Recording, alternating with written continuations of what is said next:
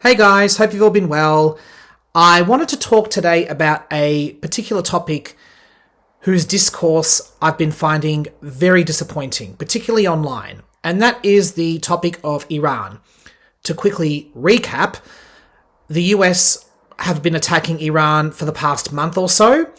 There is supposedly a ceasefire in place, although the talk around that has been changing every couple of minutes. I don't even know at this point whether there's a ceasefire or not, whether it's been broken, whether it's been saved, whether it's started again, whether there is one. A lot of mistiness going around in regards to this. There's been a lot of destruction across Iran. Thousands have been killed as a result of the US attacks, much of them involving airstrikes. There has unfortunately been a lot of rhetoric about a ground invasion. The US have been calling on other countries to step in and help them with their attack on Iran in different ways, be it forcing open the Strait of Hormuz, which goes between Iran and a few Gulf countries on the other side of that. That's before we even get to the closure of the Strait of Hormuz and the effect it's had on our petrol prices. So a lot of destruction, a lot of fear, a lot of fury going on, and this is on the back of what has been a very, very, very long and protracted period of tensions between the US and Iran, and a lot of antagonism from the US towards Iran. More on that later on.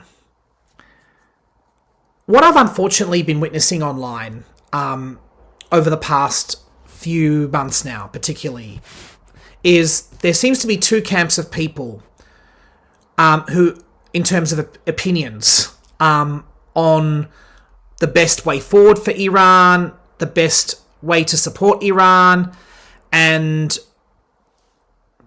all of that.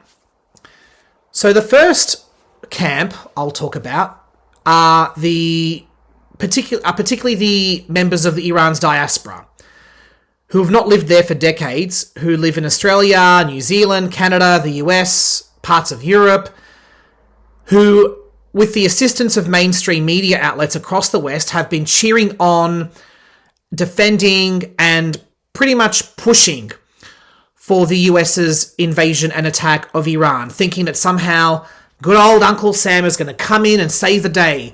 He's going to completely get rid of the regime in Iran right now, the extremist, Islamist, repressive regime, and replace him with someone who's more secular, democratic even, who will make Iran a freer and more prosperous nation.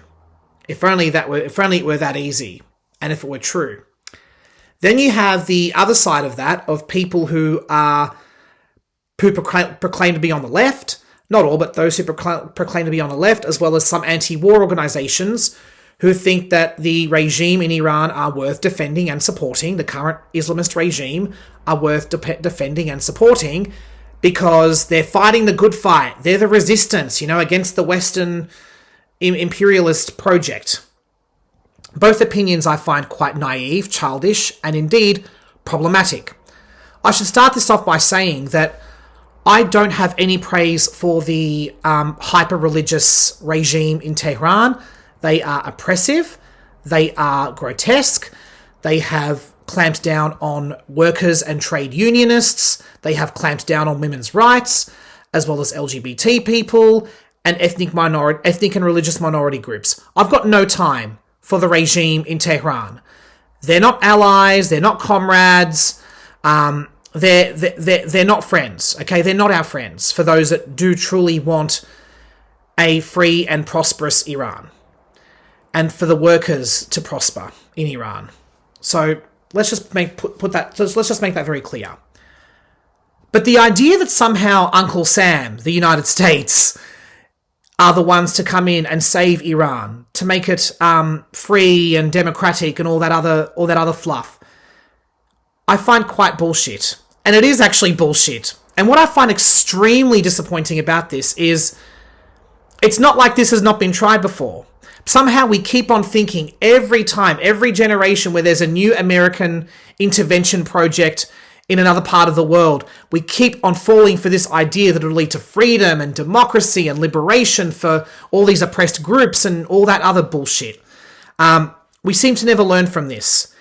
Iran in particular, what I find really disappointing is I thought naively that given that Iran is sandwiched in between Iraq and Afghanistan, both having been invaded and pretty much destroyed by the US and left in worse places than what they were beforehand, that most people in the Iranian diaspora would be aware enough to know, oh crap, oh shit, no, we don't want the Americans intervening here because we've seen what it's done in Iraq and Afghanistan, but apparently not.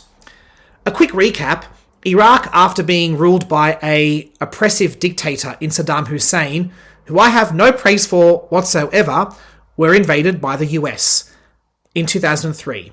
That led to the murder of over 1 million civilians, the countless loss of life of the troops that were involved in that, the human rights abuses that were perpetrated by US forces, which were well documented at the time and ever since as well, the whole-scale destruction of cities across Iraq, the outpouring of refugees, the never-ending sectarianism that continues to this day, as well as in recent times, the rise of extremist Islamist groups such as Daesh, which wreaked havoc across the Middle East for years.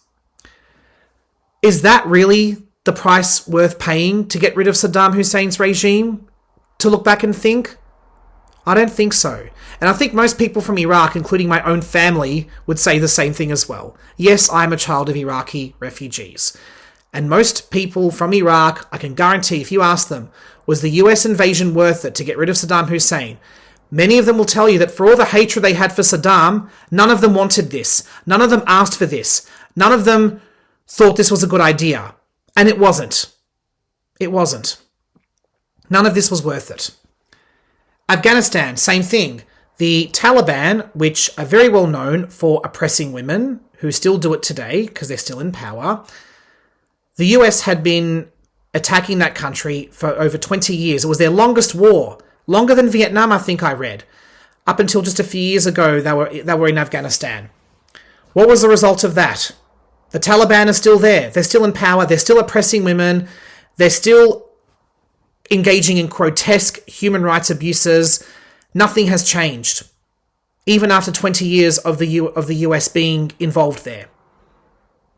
Again, just like Iraq, countless lives lost, the whole-scale destruction of the country, a refugee crisis, the outpouring of refugees to other parts of that region as a result of this war. And what for? For the same people that were in power beforehand to still be in power and be just as repressive as they were before. None of this is to defend the legacies of the Hussein regime in Iraq or the Taliban regime currently in power in Afghanistan. But this is just to prove the point that people from the Iranian diaspora should really, really take a good hard look at themselves and really, really do their research, do their homework, and look at the consequences of what happens when the United States or any other foreign power militarily gets involved in another country's affairs, trying to change it in the name of freedom and democracy and liberation. It's never worked, and it will never work. What makes these people think that it'll be different in Iran compared to their neighbours, Iraq and Afghanistan? It will not be different. If anything, the result would be a lot worse. A lot worse. Now, I know what people are going to be thinking. They're going to be like, oh, so do you think that the regime in Iran, the extremist Islamist regime that oppresses women, kills gays, and jails trade unionists should still be in office? Are you defending them? No, not by any stretch at all. Not by any stretch at all.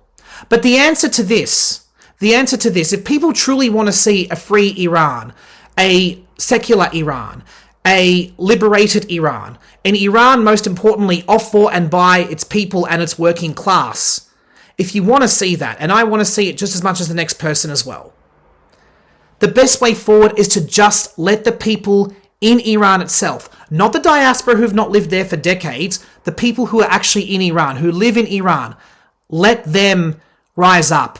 Let them rebel against their regime. Let them overthrow their regime. Just like the Filipinos did against the Marcos dictatorship in the late 80s, just like the Indonesians did against the military dictatorship under Suharto in the 90s, just like those examples. Let the people in Iran who are living in Iran, who live there, not the diaspora, the people who actually live there, rise up and revolt against their oppressive regime, and to hopefully this time replace them with a new system, a new form of governance, a new form of order that is of for and by the people of Iran and the workers of Iran.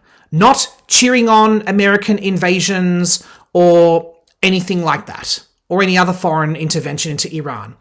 And before I end this, have a good think about this question I should ask, that I will ask actually. Since when have the US cared about freedom for women and for LGBT people? When? The current administration in Washington, D.C. have made it so that trans people cannot put the gender that they are after transitioning on their passports. They must have the gender that they were born with, even if they've transitioned. Does this sound like a regime that cares about LGBT rights in Iran or anywhere else around the world for that matter? Think about it. And on the subject of women, again, the current regime in Washington, D.C., having successfully pulled back reproductive rights for women, want to go even further in repressing their reproductive rights. Does that sound like a regime that cares about women's rights? Does it? Think about it.